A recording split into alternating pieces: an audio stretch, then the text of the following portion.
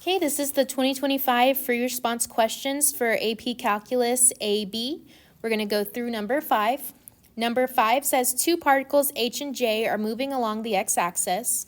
For t between 0 and 5, the position of particle H at time t is given by x sub h of t equal to e to the power of t squared minus 4t, and the velocity of the particle J at time t is given by v sub j of t equal to 2t times t squared minus 1 cubed. Part A says find the velocity of particle H at time t equals 1. Show the work that leads up to your answer. Well, we want to find the velocity of h of t is the same as taking the derivative of x of h of t. So we're going to take the derivative of e to the power of t squared minus 4t.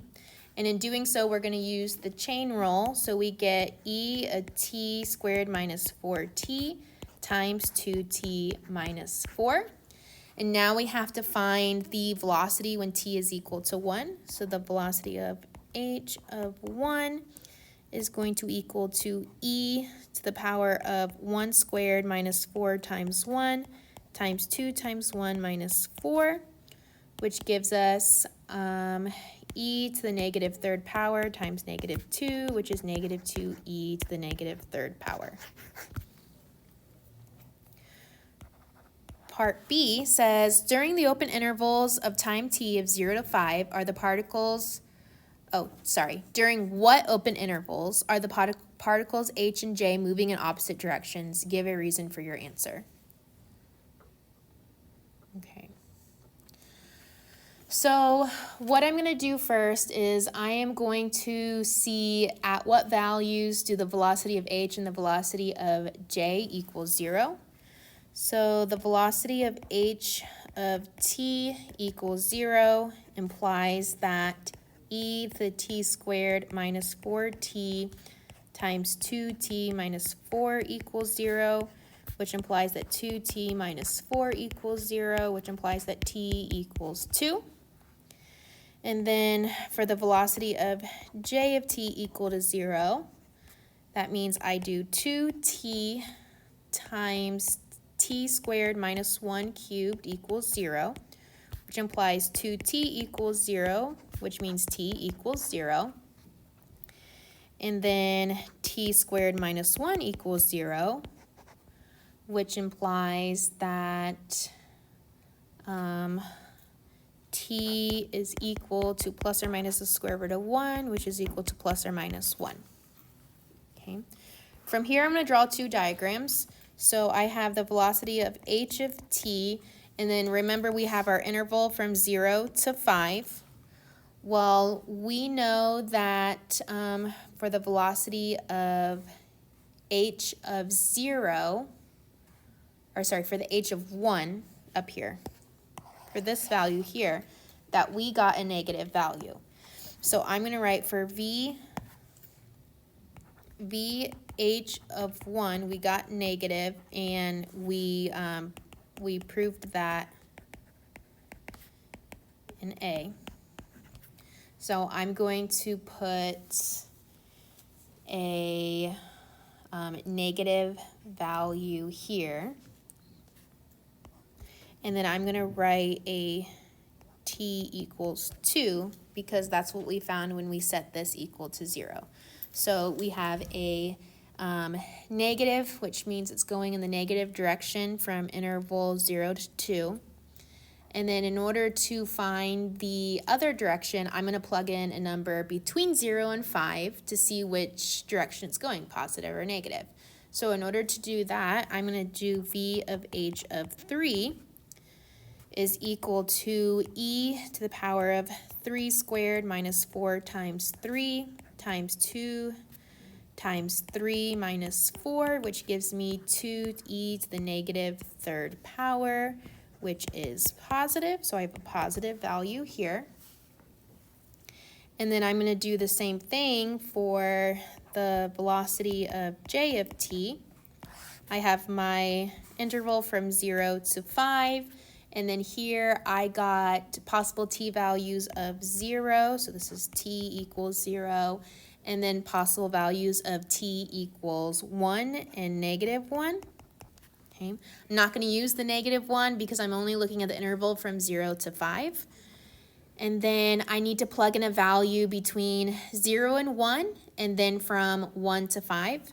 So I'm going to do the velocity of j of 0.5, which gives me 2 times 0.5 times 0.5 squared minus 1 cubed, which gives me 0.10 times 0.25 minus 1 cubed, which I know is negative. So from 0 to 1, I have a negative direction. Okay. And then for the next one, I'm going to use 3, just like I used for the velocity of h above. So I have 2 times 3 times 3 squared minus 1 cubed, which gives me 6 times 8 cubed, which is positive. Okay. And I'm trying to see in which interval that they're going in opposite directions. So for the velocity of j, it's negative from 0 to 1, but for velocity h, it's negative from 0 to 2, which means from 1 to 2, they're going in opposite directions, with velocity of h being negative and velocity of j being positive. So then I would write that velocity of h of t and velocity of j of t are going in opposite directions for 1 less than t less than 2.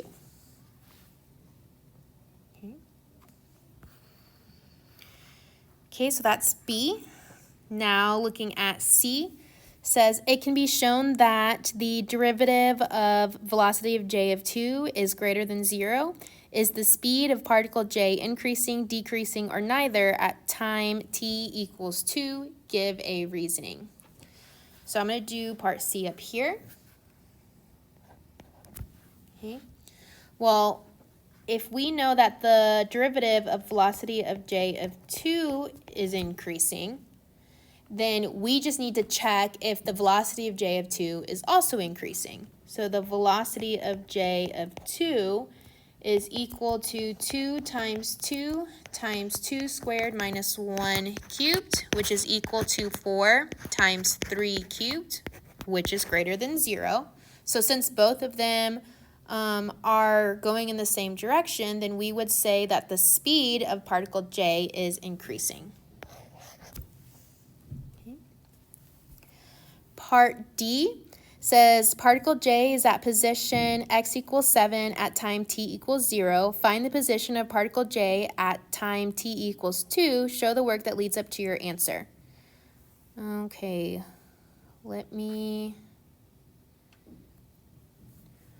do part D over here. And I'm gonna just erase some things.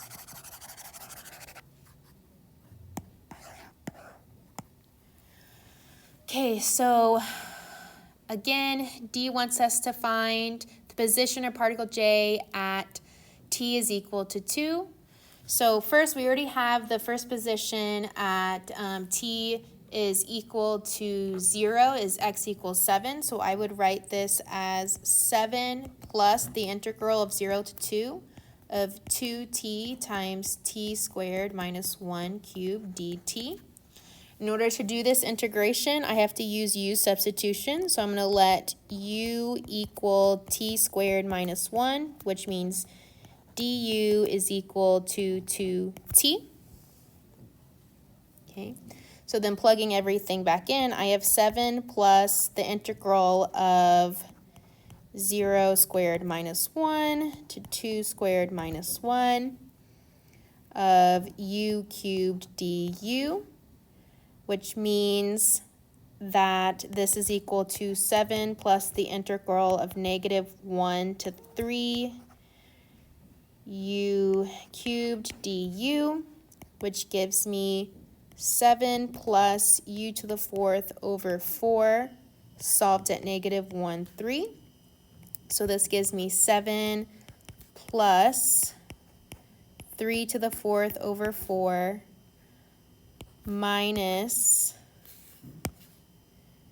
negative 1 to the 4th over 4, which is equal to 7 plus 81 over 4 minus 1 over 4, which is equal to 7 plus 80 over 4, which is equal to 7 plus 20, which is equal to 27, which means that the position of particle J at time t equals 2 is x equals 27.